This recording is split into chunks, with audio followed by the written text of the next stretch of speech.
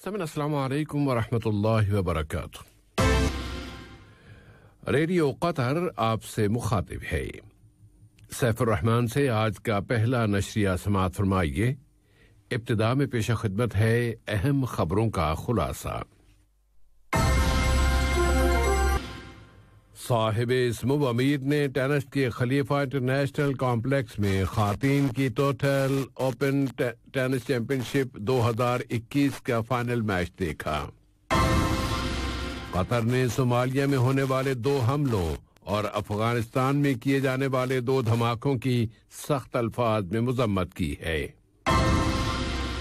Doha میں ہونے والے مذاکرات میں طالبان کے وفد کے سربراہ نے واشنگٹن کے ایلچی اور افغانستان میں امریکی فوجوں کے کمانڈر کے ساتھ ملاقات کی ہے۔ اور امریکی سینٹ نے کووڈ-19 کی وجہ سے نقصانات کی شکار امریکی معیشت کو بوسٹ اپ کرنے کے لیے صدر جو بائیڈن کے منصوبے کی منظوری دے دی ہے، جس کی مالیت $1.9 ٹریلین ہے۔ یہ تھا اہم خبروں کا خلاصہ، اور اب پیش خدمت ہے ریڈیو قطر سے آج کا پہلا مفصل نشریہ۔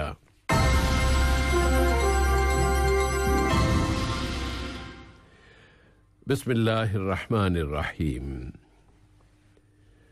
صاحب سمو امیر شیخ تمیم بن حمد آل ثانی نے کل ٹینس اینڈ اسکواش کے خلیفہ انٹرنیشنل کمپلیکس میں خواتین کے ٹوٹل اوپن ٹینس کی 19ویں چیمپئن شپ کے فائنل مقابلے دیکھے۔ صاحب سمو امیر نے چیک کی کھلاڑی پیٹرا کیفٹووا اور اسپین کے کھلاڑی گاربینی موگوروزا کے درمیان ہونے والے فائنل میچ دیکھا، جس میں پیٹرا کیفٹووا نے گاربینی موگوروزا کو شکست دے دی ہے۔ صاحب سمو امیر، شیوخ، وزراء اور ٹینس کھیل کے تماشائی سبھی نے کورونا وائرس کووڈ-19 کی وجہ سے تمام تر احتیاطی تدابیر کی پابندی کرتے ہوئے یہ فائنل میچ دیکھا ہے۔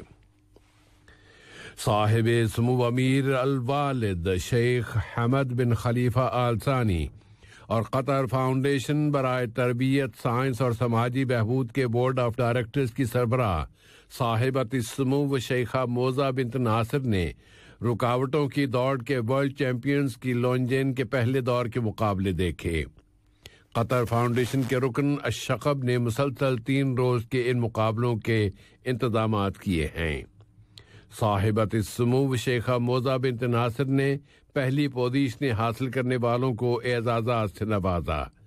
اولمپک کمیٹی کے سربراہ شیخ جوان بن حمد آل ثانی، متعدد اعلی اہلکاران اور گھڑ دوڑ کے شائقین کی بڑی تعداد بھی کورونا وائرس کووڈ-19 کی وجہ سے مکمل احتیاطی تدابیر کے ساتھ ان مقابلوں کو دیکھنے کے لیے وہاں موجود تھے۔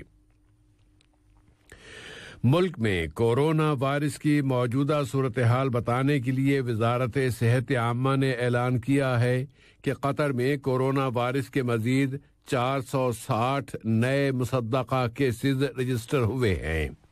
1 مریض فوت ہو گیا ہے اور 293 مریض اب صحت یاب ہو گئے ہیں۔ اس طرح اب تک صحت پانے والوں کی مجموعی تعداد 155,700 ہو گئی ہے۔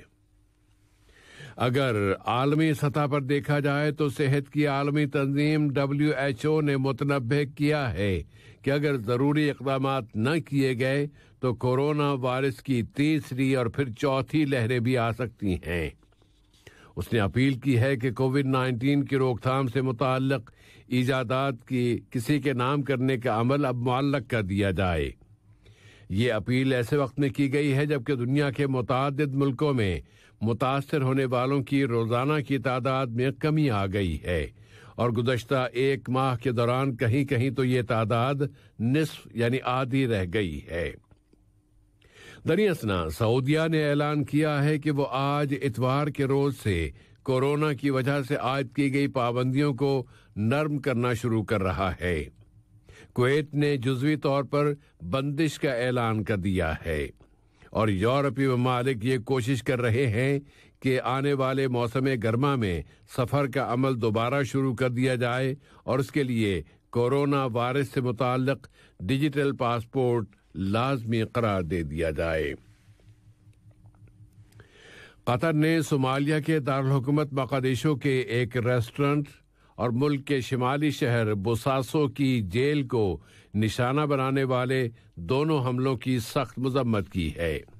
ان حملوں میں دسیوں اشخاص ہلاک اور زخمی ہو گئے ہیں۔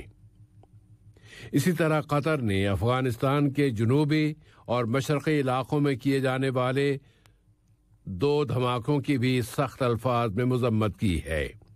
ان دھماکوں کی وجہ سے وہاں متعدد اشخاص ہلاک ہو گئے ہیں، جن میں ریاست ہیلمند کی نیشنل سیکیورٹی کے ادارے کی پراسیکیوشن آفس کا سربراہ بھی شامل ہے۔ قطر کی وزارت خارجہ نے اپنے بیان میں قطر کے اس مستقل موقف کو دہرایا ہے کہ وہ تشدد اور دہشت گردی کو مسترد کرتا ہے، خواہ اس کی وجوہات و اسباب کچھ بھی کیوں نہ ہوں۔ افغان امن مذاکرات میں طالبان تحریک کے وفد کے سربراہ عبدالحکیم حقانی نے دوحہ میں افغانستان کے لیے امریکہ کے خصوصی ایلچی زلمائی خلیلزاد اور افغانستان میں امریکی فوجوں کے کمانڈر جنرل اسکاٹ ملر کے ساتھ ملاقات کی ہے۔ اس ملاقات میں ہونے والی بات چیت میں افغانستان کی موجودہ صورتحال اور افغان فریقوں کے درمیان مذاکرات کے عمل کو تیز کرنے کے وسائل زیر بحث آئے ہیں۔ ایران کے ایٹمی مسئلے کے حوالے سے خبر یہ ہے کہ ایران کے وزیر خارجہ محمد جواد ظریف نے کسی بھی اجلاس سے پہلے ایٹمی ذمہ داریوں کو نافذ کرنے کی ضرورت پر زور دیا ہے۔ انہوں نے کہا ہے کہ ان کا ملک عنقریب ایک عملی منصوبہ پیش کرے گا جسے انہوں نے بہت تعمیری بتایا ہے۔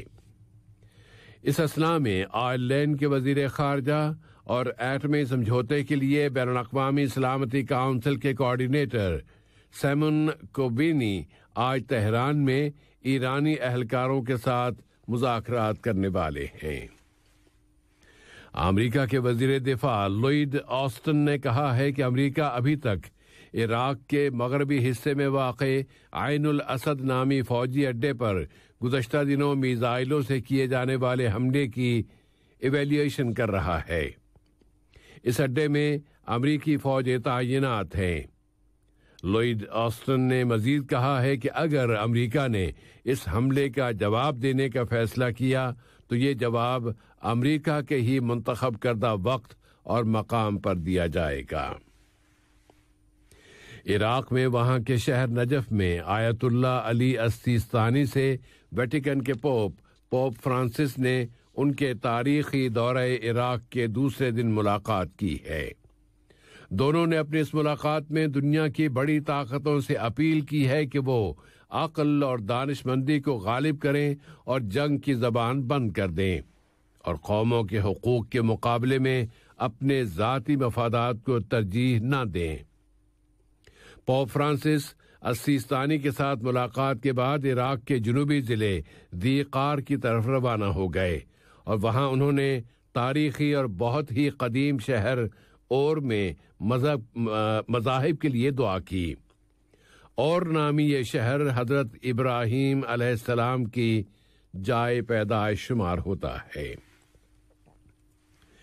لیبیا سے متعلق خبر یہ ہے کہ وہاں کے نامزد وزیر اعظم عبدالحمید الدبیبہ نے پارلیمنٹ کے اسپیکر کو اپنی نئی کابینہ کے ناموں کی فہرست پیش کر دی ہے۔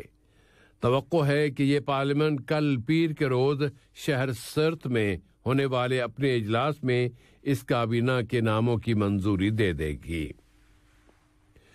لبنان میں سیاسی طاقتوں کے درمیان اختلافات جوں کے توں برقرار ہیں اور انہی اختلافات کی وجہ سے وہاں نئی حکومت تشکیل نہیں دی جا پا رہی۔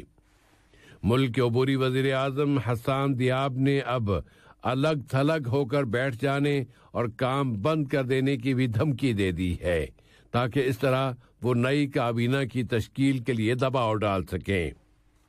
انہوں نے مزید کہا ہے کہ لبنان اب دھماکے کے کنارے تک پہنچ گیا ہے۔ سوڈان اور مصر نے امر واقعہ کو نافذ کرنے اور دوبارہ بلیو نائل کے وسائل کو کسی ایک ہاتھ میں محدود کرنے کے لیے کسی بھی طرح کے یک طرفہ اقدام کو مسترد کر دیا ہے۔ مصری صدر عبد الفتاح السیسی سوڈان کی خود مختار کونسل کے سربراہ عبد الفتاح برہان کے ساتھ الخرطوم میں ملاقات کر رہے تھے۔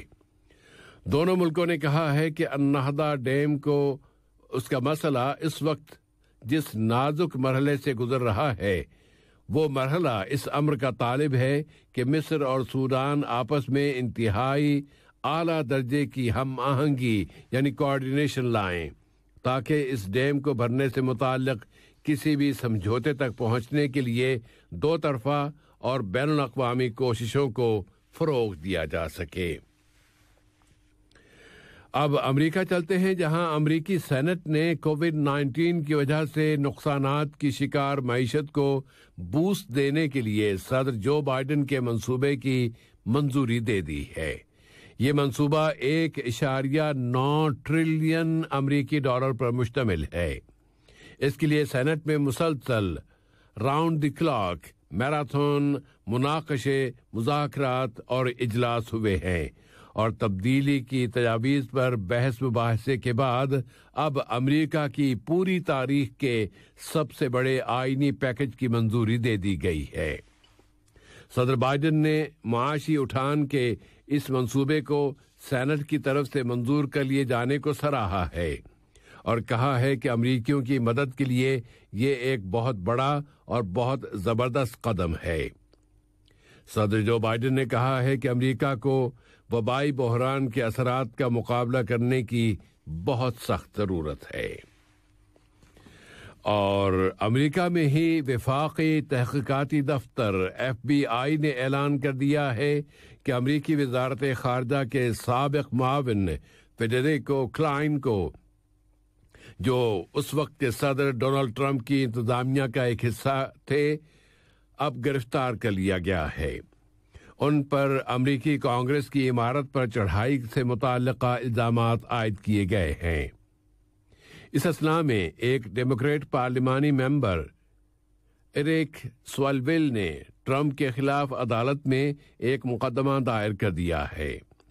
سابق صدر کے خلاف یہ اپنی نوعیت کا دوسرا مقدمہ ہے جس میں ان پر گزشتہ جنوری کی 6 تاریخ کو کیپٹل ہل کی عمارت پر چڑھائی کرنے پر ابھارنے کا الزام لگایا گیا ہے۔ امریکی ارب پتی کے بیٹے ڈونلڈ ٹرمپ جونیئر، اس کے وکیل رودولف جولیانی اور پارلیمنٹ کے رکن موبریکس کے نام بھی اس مقدمے میں شامل ہیں کہ انہوں نے اس جلسے سے خطاب کیا تھا۔ واضح ہے کہ امریکی کانگریس کی عمارت پر چڑھائی کے معاملے میں اب تک 300 سے زیادہ افراد کو حراست میں لیا جا چکا ہے۔ آج کا یہ نشریہ ختم ہونے سے قبل اہم خبروں کا خلاصہ ایک مرتبہ پھر سماعت فرما لیجیے۔